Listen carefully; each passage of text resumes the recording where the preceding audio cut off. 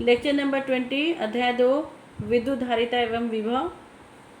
तो उस दिन मैंने बताया था कि 3 प्रकार के संधारित्र होते हैं। पहला उसमें है समांतर प्लेट संधारित्र। समांतर प्लेट संधारित्र में देखिए यहाँ पर 2 प्लेटें हैं। ये दोनों प्लेटें जो हैं वृत्ताकार भी हो सकती है या आयताकार ही हो सकती है। दो एक दूसरे के समांतर दोनों रखी हुई हैं और दोनों क्या है, दोनों पृथक्कृत है, एक दूसरे से जुड़े हुए नहीं है। देखिए आप इसमें, और दोनों जो है एक दूसरे का, इसमें जो प्लेट बी का बाहरी संबंध, जो बाहरी सतह का जो संबंध होता है वो पृथ्वीकृत होता है। और हम ये सारा जो संधारित्र का सिद्धांत है पहले लास्ट लेक्चर्स में मैंने बता चुका है आपको। तो ये आपस में इनका कोई ए प्लेट का और बी प्लेट का आपस में कोई फिजिकल कांटेक्ट नहीं होता है, केवल इनको पास में रखना होता है। तो मैंने ऐसा 2 प्लेट लिया है, ए और बी, और ए तथा ए जो है पॉजिटिवली चार्ज प्लेट है और जिसके कारण बी का आंतरिक सतह जो कि ए के पास है वो निगेटिवली चार्ज हुआ है। और बाह्य सतह के जो धनात्मक आवेश है उनको हमने क्या किया है, पृथ्वी के साथ जोड़ दिया जाता है। पृथक्कृत प्लेट है, उनके बीच की दूरी डी है, ये आपको लिखना पड़ेगा। इसमें प्लस क्यू आवेश है और इसमें माइनस क्यू आवेश है। इसमें प्लस क्यू आवेश है और इसमें माइनस क्यू आवेश है। यहाँ पर देखिए बल रेखाएं जो है धन प्लेट से ऋण प्लेट की ओर जा रही है, ये बिल्कुल आपस में समानांतर है और समान है। केवल बाहरी क्षेत्र जो है, बाहरी जो क्षेत्र है वो क्या होगा कि परिमित क्षेत्रफल के जो क्षेत्रफल की प्लेटों के बाह्य सीमा पर, ये बाह्य सीमा पर यहाँ पर तो ठीक है, ये क्षेत्र के अंतर्गत आता है। क्षेत्र के बाहर पर विद्युत क्षेत्र जो है यहाँ पर क्या हो जाता है, देखिए बल रेखा थोड़ी सी मुड़ गई है, ऐसा दिखाई देता है। ये बल रेखा आपस में सीधी है और समांतर है, यहाँ पर थोड़ा सा मुड़ जाता है क्योंकि ये जो है विद्युत क्षेत्र ये अपनी परिमित सीमा के बाहर हो जाता है। तो विद्युत क्षेत्र का ये जो प्रभाव है, मतलब यहाँ पर जो सिग्मा होगा, आप सिग्मा वर्ड को जानते हैं कि चार्ज पर यूनिट एरिया, यहाँ पर सिग्मा जो है असमान होगा, यहाँ पर समान होगा। तो ये विद्युत क्षेत्र का प्रभाव क्या कहलाएगा, क्षेत्र का उपांग कहलाता है, जहाँ पर जो बल रेखा थोड़ी सी मोड़ सी जाती, बाकी अंदर में बल रेखा जो आपस में पैरेलल होती है।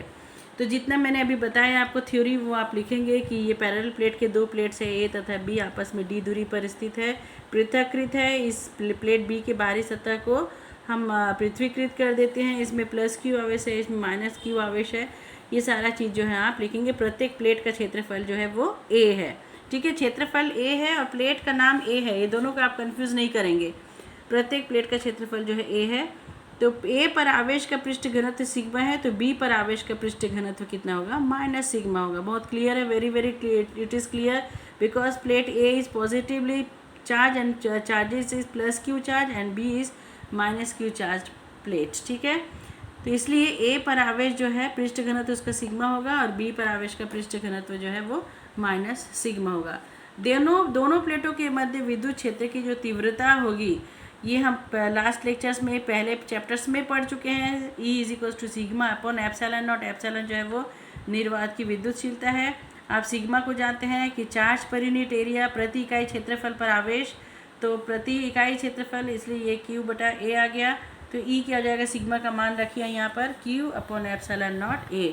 विद्युत क्षेत्र जो है आप लिखेंगे कि धन आवेशित प्लेट से ऋण आवेशित प्लेट की ओर प्रभावित होती है, ठीक है।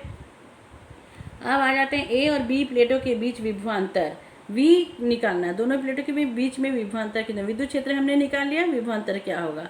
विभवांतर की परिभाषा से एकांक धन आवेश को B से A तक लाने में किया गया कार्य, और ये कार्य आप जानते हैं, कार्य का जो फॉर्मूला होता है बल गुणित विस्थापन, या हम इसको तीव्रता के फॉर्म में भी जानते हैं कि E इंटू डी, विस्थापन तीव्रता गुणित विस्थापन E इंटू डी। यहाँ पर मान रखिए E का, यहाँ से मान रखिए Q epsilon A into D.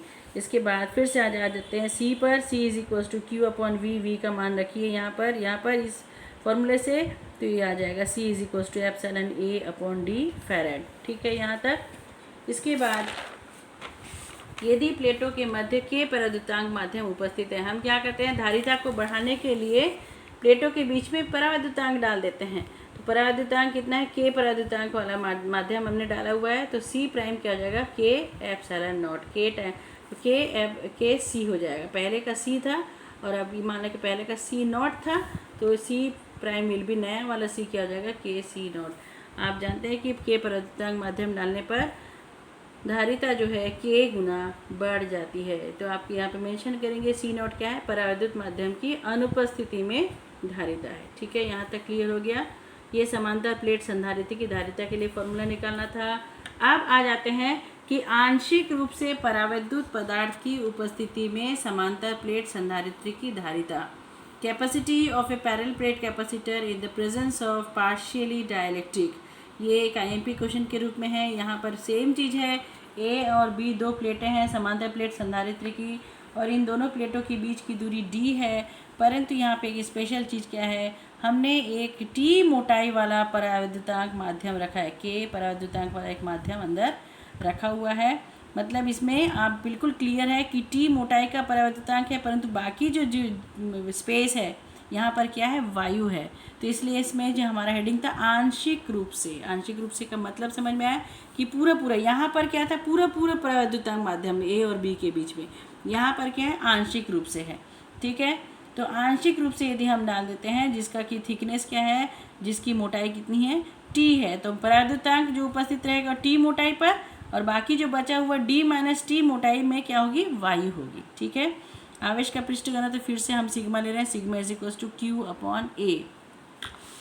इसके बाद आ जाते हैं वायु या निर्वात में विद्युत क्षेत्र। वायु या निर्वात में विद्युत क्षेत्र अलग होगा और परावैद्युत माध्यम में अलग होगा। हम वायु के लिए ले रहे हैं E नॉट और परावैद्युत माध्यम के लिए ले रहे हैं हम E। हमको E नॉट का वैल्यू मालूम है sigma upon epsilon not, this is Q upon epsilon not A। Sigma के बदले में हमने Q अपॉन A रखा है, सो E not will be Q upon epsilon not A। ठीक है, और परावैद्युत में E का मान क्या हो जाएगा, Q epsilon not A, K आ जाएगा, बस KA। अब A और B के बीच में विभवांतर में फिर से हम निकाले E इंटू डी फॉर्मूला से, V is equal to E dot D formula से हम निकाल रहे हैं। तो यहाँ पर दो अलग प्रकार के E हैं, दो अलग प्रकार के D हैं, इसलिए हमको इस प्रकार से लिखना पड़ रहा है। E नॉट के साथ D minus T, E not वायु के लिए है विद्युत क्षेत्र की तीव्रता, और वायु का मात्रा कितना है, D माइनस टी थिकनेस पे है, plus E into T. E जो है विद्युत क्षेत्र है परावैद्युत माध्यम में, और परावैद्युत माध्यम की थिकनेस कितना है, T। तो इस प्रकार हमारा V क्या हो जाएगा, E not D minus T plus E into T. अब हम E नॉट की वैल्यू को रखते हैं Q upon epsilon not D minus T plus Q। E की वैल्यू को रखते हैं Q upon epsilon not K T upon A। यहाँ से Q upon epsilon not A को हमने क्या कर दिया, एज ए कॉमन टर्म बाहर निकाला, तो यहाँ बच गया D माइनस टी और यहाँ बच गया T अपॉन K बच गया। ठीक है, T अपॉन K बच गया। अब C का फॉर्मूले पे आ जाते हैं। C हमको मालूम है कि Q अपॉन V, तो Q अपॉन V का मान रखा है यहाँ से Q upon epsilon not D minus T plus T upon K। ये दोनों Q कैंसिल हो जाएगा, हमको C क्या मिलेगा, epsilon not A upon D minus T plus T upon K। और इस फॉर्मूले को थोड़ा सा स्टाइल से लिखते हुए एप्सिलॉन नॉट A D, और इन दोनों पदों में से हम माइनस टी को बाहर निकाल ले रहे हैं।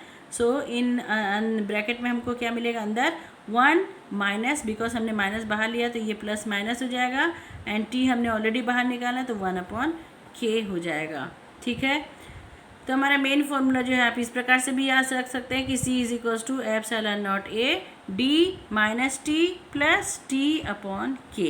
ठीक है, तो इसके बाद C का मान पहले से, अर्थात देखिए अब क्या हो गया, परावैद्युतांक माध्यम रखने से हमने बताया कि K टाइम्स हो जाता है, हमने पहले बताया बढ़ जाता है, C की धारिता जो है पहले से बढ़ जाती है। इस प्रकार से भी समझा जा सकता है। देखिए यहाँ पर कैसे समझा जा सकता है कि हमारा जो C का मान था पहले क्या था, एप्सिलॉन A अपॉन D था, जब कोई माध्यम उपस्थित नहीं था। अब क्या हो गया, देखो D के बदले में क्या आ गया, D minus T 1 minus K।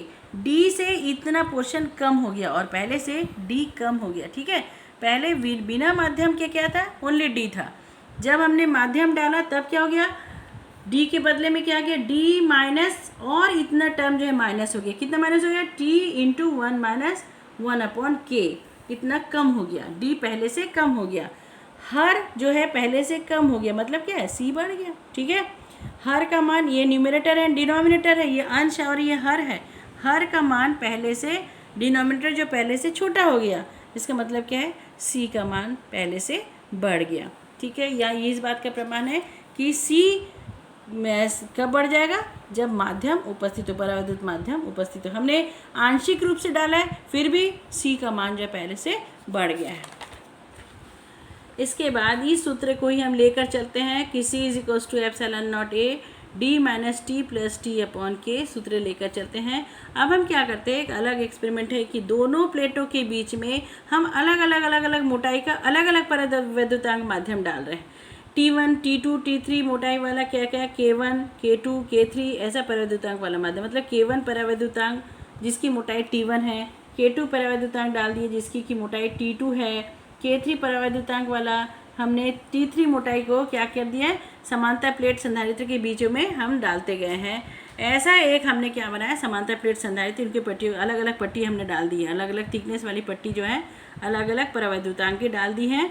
तो अब धारिता क्या हो जाएगा, देखिए यहाँ पर epsilon naught A D minus, अब इस टी को एक साथ लिख दी सबका, T1 plus T2 plus T3 plus dash dash dash, and फिर दिस प्लस प्लस आ गया, और T अपॉन के बदले में क्या आ जाएगा, T1 upon K1 plus T2 upon K2 plus T3 upon K3 like that, इतना फैराड हो जाएगा। ठीक है, तो ये यदि कई माध्यम वाले अलग अलग मोटाई के परावैद्युतांक को हम दोनों प्लेटों के बीच डालते हैं तो हमारा ये फॉर्मूला इस समय इस प्रकार का रूप ले लेता है।